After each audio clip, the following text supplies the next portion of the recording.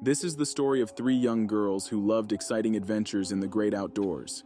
One fateful day, they went to capture one of their adventures on camera, but they didn't know that what they had captured in their photo would tragically kill them moments later. But what happened, you may ask? Stay tuned to find out. Welcome to our channel. This is Criminal Activities.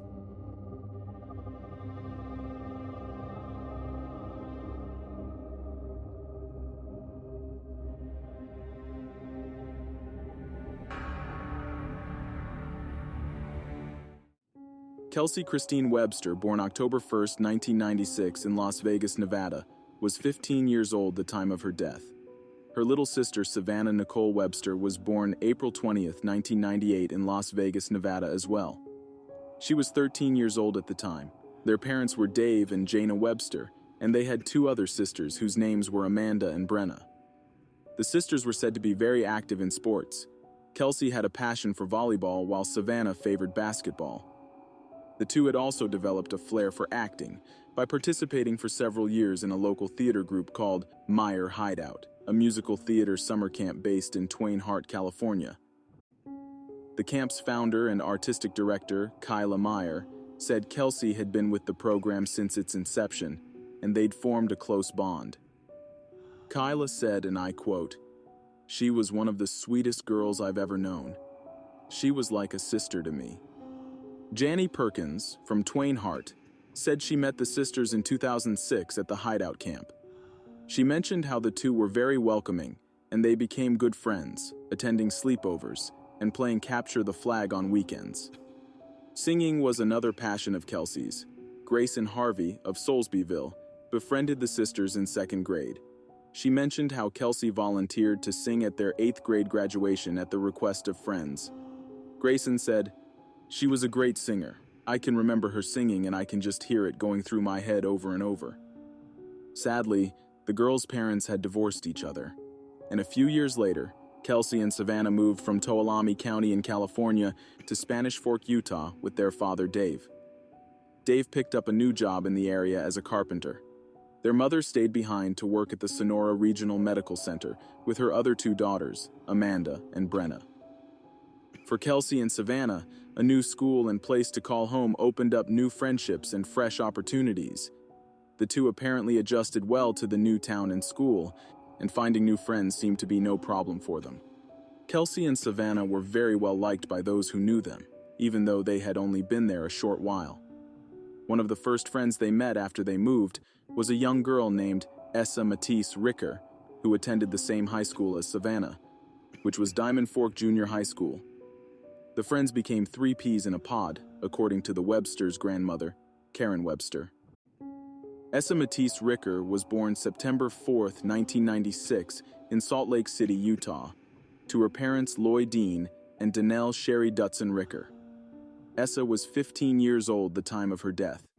She was the second child of three with an older sister, Malia, and a younger brother, Connor.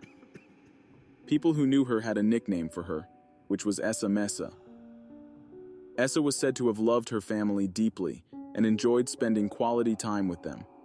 Those who knew her said she was an absolute joy to those around her, a free spirit who had her own style. Essa was known for her trademark of a beautiful smile, mismatched socks, and bright-colored shoes. She loved taking pictures and drawing, as well as gymnastics, and was often outside jumping on a trampoline. Essa was a member of the Church of Jesus Christ of Latter-day Saints, and she enjoyed seminary and was always willing to help whenever and wherever needed. She was said to be very sweet and loving-spirited and would always try to leave a lasting impression. Kelsea, Savannah, and Essa were very close, and their friendship grew like no other. The girls shared a passion for nature. Karen stated, "They just loved nature, and they were always taking pictures of fall." This would sadly be what caused the trio to lose their lives. The day tragedy struck was October 15, 2011 in Spanish Fork Canyon. The girls were out on a nature walk along the railroad tracks. This area lies in the Utah Valley, and it is a beautiful scenic view with the natural landscape, the layers of rock, caves, and so much more. Trains went through this area often for transportation, and the girls got a thrill watching the trains rush close by. They were watching the train waving to the engineer as he went by. Karen told the Salt Lake Tribute. Utah County Sheriff Sergeant Spencer Cannon said the teenagers waved to the engineers of the Utah Railway train as its lead engine passed by, near the covered Bridge Canyon crossing. Then the teens lined up next to the tracks and decided to take a selfie to capture the moment as the locomotive was speeding by. The girls were so focused on the train that was rushing by that they didn't even notice the train approaching behind them in the opposite direction. The two trains present were an eastbound Union Pacific train and a westbound Utah Railway train, but the Union Pacific train came from the direction behind them. They were in their own little world, said John Anderson, the train conductor inside the eastbound Union Pacific train locomotive. The trio had huge smiles on their faces as they posed for the selfie, but the train's headlights were visible on the top right side of the photo, and it was quickly approaching.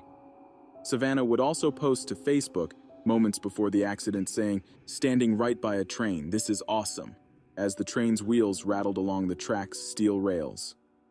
A rush of panic filled the locomotive's operators as the train raced towards the girls at approximately 39 miles per hour. Trains traveling at 55 miles per hour can actually take more than a mile to come to a complete stop after the emergency brakes are applied. Engineer Michael Anderson, no relation to John Anderson, blasted the train horn to get the girls' attention as they were in the middle of the tracks, but no response, not even a flinch. It's thought that the clamor of the westbound train's metal wheels on the metal tracks and the noise of the wind as it rushed by drowned out the sound of the eastbound train and its warning. It seems the girls didn't even know the locomotive was coming. John said, and I quote, "We watched in horror as we got closer," he recalled as him and Michael yelled out as if it might stop what they knew was about to happen. He said, "We saw them for about 12 seconds until they disappeared from our sight and the train continued moving forward." Investigators said both trains struck at least two of the three teenagers, if not all three. The gap between the two passing trains was roughly 3 or 4 feet apart, and the resulting turbulence would have been strong enough to push the girls around. When the train finally stopped about a quarter mile down the track, John raced back to where the girls were. The first girl he saw had no pulse, and it was clear a second girl was no longer alive. Then John heard Savannah near the railroad crossing. She was hurt and agitated, but alive. John held Savannah's hand until paramedics arrived.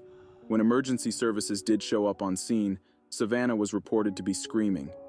John mentioned how he told her that everything would be okay, and she relaxed a little bit. He said, "I hoped she would make it, and for some reason I really thought she would."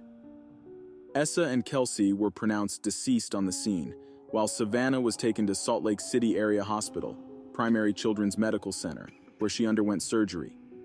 Doctors there discovered that Savannah had more than a dozen broken bones, internal bleeding, blood clots, and a severe brain injury. Her injuries were unfortunately too great, and she passed away 3 days after the accident. Due to how extensive her injuries were, Savannah's parents had to make the difficult decision to take her off life support.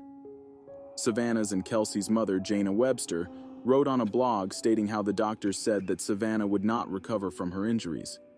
She said, and I quote, "We spoke to the doctors today and they informed us that Savvy's brain injuries were too great." As far as the train crew goes, John and Michael mourned the loss of the girls as well, carrying the struggle of witnessing the horrific accident.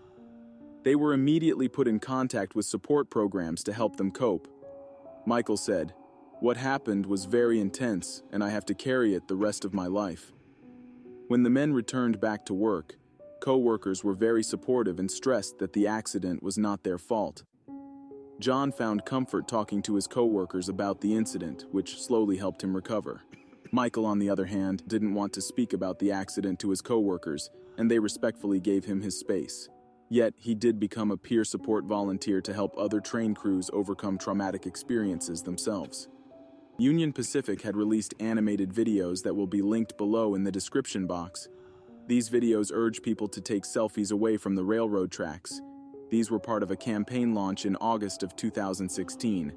Jana Webster, the mother of the two Webster sisters, said, "The accident that took my daughter's lives was preventable and a good illustration of how close a train can be without hearing it."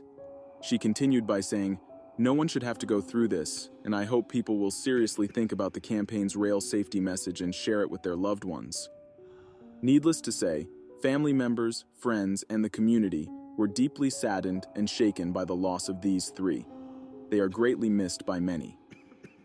Services were held for Kelsea and Savannah on October 22, 2011, and a service was held for Essa on October 20, 2011. Bruce Hiskey, president of the nearby Church of Jesus Christ of Latter-day Saints, said, "It's very devastating. These are vibrant, good young women.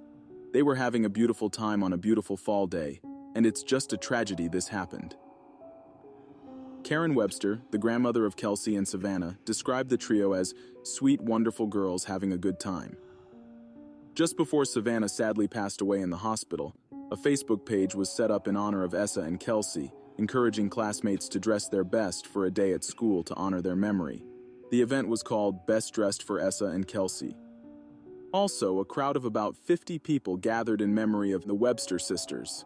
Pictures of the girls were set up at the top of the steps of a park gazebo, with the steps lined with candles while the girls' favorite church songs played from a stereo. But I want to know your opinion on this incident. Do you think anything could have been done to prevent this from happening? How could this be avoided for others in the future? I'd love to hear from you in the comment section. This is Criminal Activities signing off. Stay safe out there.